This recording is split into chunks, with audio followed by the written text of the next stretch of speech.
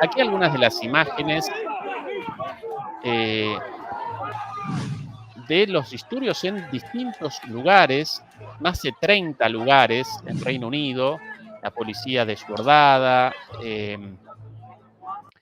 bueno, una situación de caos total, a raíz de, en primer lugar, el asesinato de unas niñas, de 3 niñas en una escuela de danza, y 5 niños heridos, además en condición crítica por parte de un malviviente de 17 años aparentemente.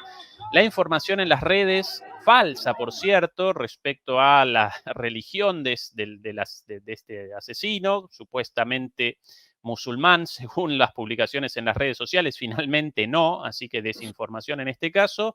Y como consecuencia de eso, organización de protestas en todo el país, llevadas a cabo por la extrema derecha, contraprotestas también y un descontrol total, bueno, discurso del presidente, del primer ministro, Keir Starmer. ¿Cuál la explicación de esto, Adrián? ¿Cómo generamos sentido de esta locura? Bueno, vamos a ver. Lo más preocupante, de cierta forma, ¿no? Pensando no ya en los hechos de esos asesinatos, que es un tema terrible, lo que está pasando en las calles también, ¿no?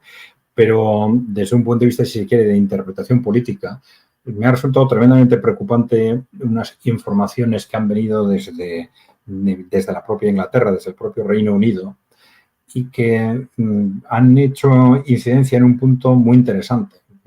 Hablaban de cómo desde el primer momento los medios de comunicación han tenido un comportamiento muy distinto del habitual en otro tipo de conflictos similares que ha habido en el Reino Unido anteriormente.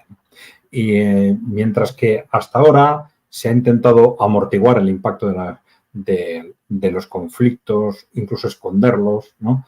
En este caso, parece como si los medios de comunicación desde el primer momento se hubieran lanzado a magnificar, a maximizar el eco de lo que estaba sucediendo. Y claro, esto me dicen que ha tenido un impacto tremendo para que los disturbios se repitan, se mantengan y se extiendan. Y claro, esa es una primera referencia, y otra es cómo inmediatamente el gobierno ha hecho referencia a la posibilidad de que se adopten medidas de militarización, de restricción de derechos civiles, de censura, etcétera. Bueno, entonces es inevitable colocar esto en un contexto de algo que de alguna forma se venía previendo desde hace tiempo en Europa, ¿no? Que era el posible impacto político de medio o largo plazo de estos procesos de migración que se han producido de forma más o menos amplia en distintos países, el Reino Unido uno de ellos.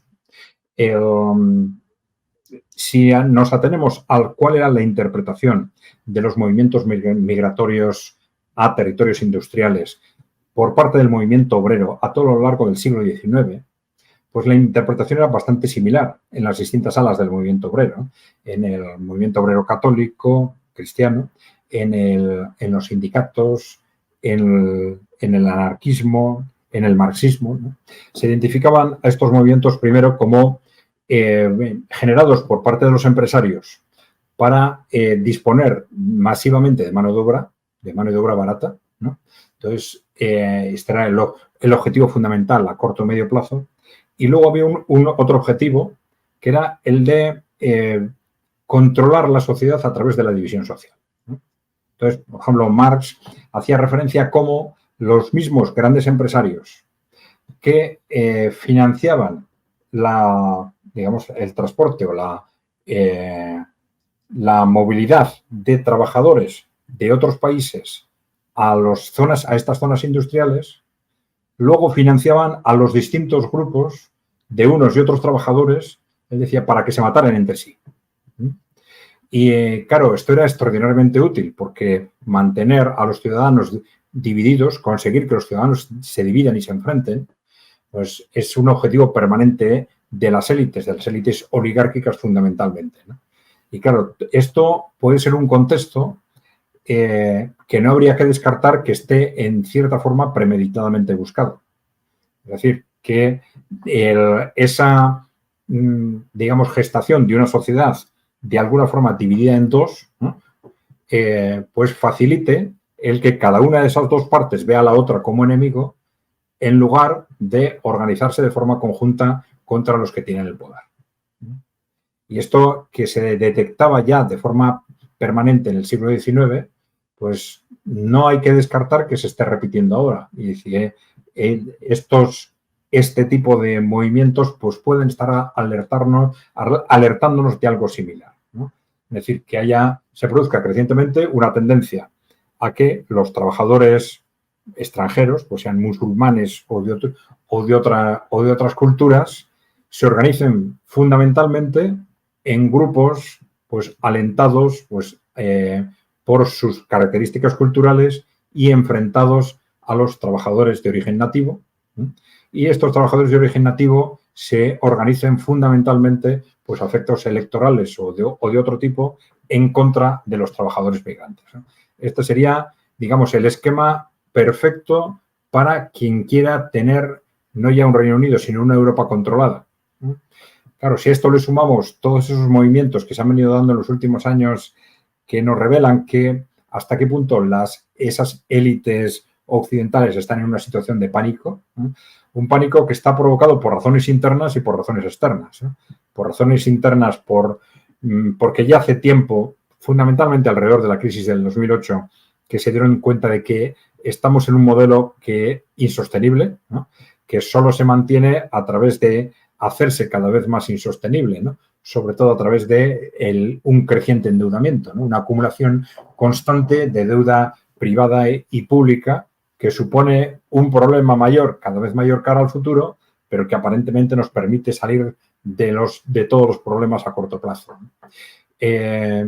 Pues un caos social creciente y un reto internacional, un reto geopolítico en base al cual los países emergentes en principio a estas élites occidentales están quitando el poder del mundo.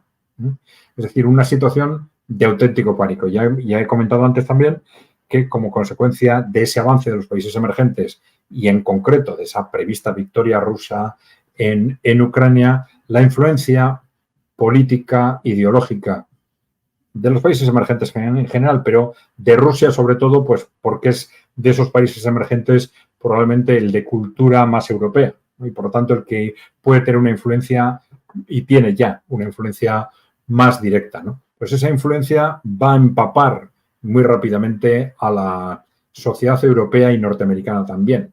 Y esto ya está sucediendo, pero ese proceso, sin ninguna duda, se va a acelerar a partir de esa victoria rusa en Ucrania, ¿no? Bueno, en ese contexto, ahí está, la élite occidental está en una situación de pánico, ha barajado durante estos meses incluso la posibilidad de poner en marcha un estallido bélico mayor, una guerra europea, una guerra mundial, incluso una guerra quizás nuclear. Y entonces, en ese contexto de pánico, tiene dos retos: cómo hacer frente a ese reto exterior y cómo hacer frente a ese reto interior. Entonces, no hay que descartar que esos enfrentamientos civiles pues pueden ser una excusa para justificar la necesidad de gobiernos fuertes, ¿no? Y estas declaraciones de Keir Starmer y del gobierno del Reino Unido alrededor de estos conflictos, pues resultan preocupantes. También esos movimientos de los medios, quizás, como nos están diciendo a nosotros, quizás aparentemente incluso alentando esos enfrentamientos, ¿no? Esto quizás nos puede estar alertando de que, bueno, esto puede ser un instrumento importante para que esa élite intente autoprotegerse durante los próximos años. Sí.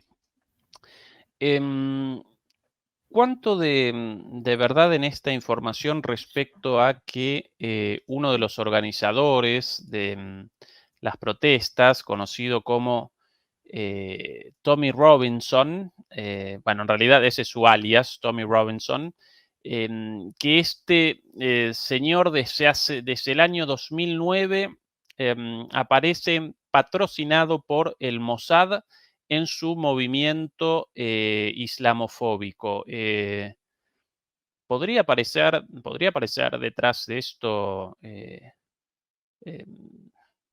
el patrocinio del Mossad al movimiento islamofóbico en Europa y en particular en Reino Unido, Adrián? ¿O Sí, muy bueno, conspiranoico estoy diciendo? no conozco el caso concreto, pero Sí, bueno, no sería disparatado. Claro, el Mossad, el gobierno de Israel, yo no creo que sea, digamos, la élite que lo controla todo en Occidente, pero son parte de esa élite, evidentemente, ¿no? Son parte de esa élite y ya lo hemos visto con estas estrategias de búsqueda continua de una escalada, como esa situación de pánico, esa sensación de pánico de la élite occidental se repite en el gobierno de Israel y en estos círculos radicales o fanáticos que están alrededor del gobierno de Israel.